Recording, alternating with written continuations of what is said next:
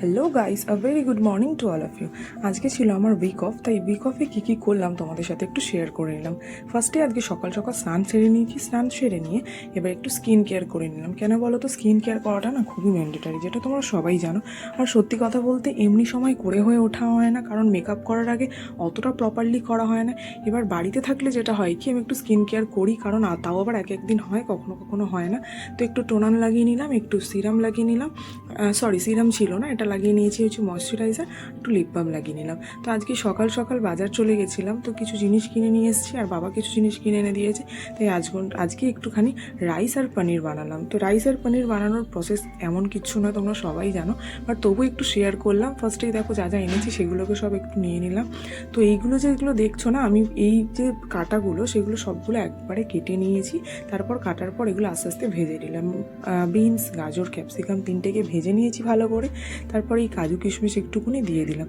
আমি কিন্তু সেদিনকে চিলি চিকেন আর ফ্রাইড রাইসই খাবো ভেবেছিলাম, আর আমার চিলি চিকেন ফ্রাইড রাইস খেতে ভীষণই ভালো লাগে।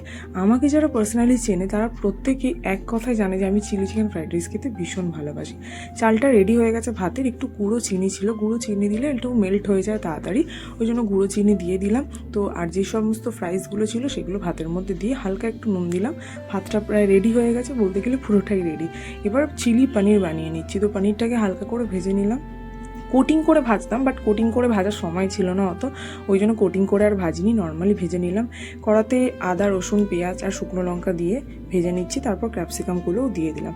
ক্যাপসিকামগুলো ফ্রাই হয়ে যাওয়ার পর হালকা করে টমেটো দিয়ে দিলাম। টমেটো দেওয়ার পর সেটাকে একটু সটে করে নিলাম।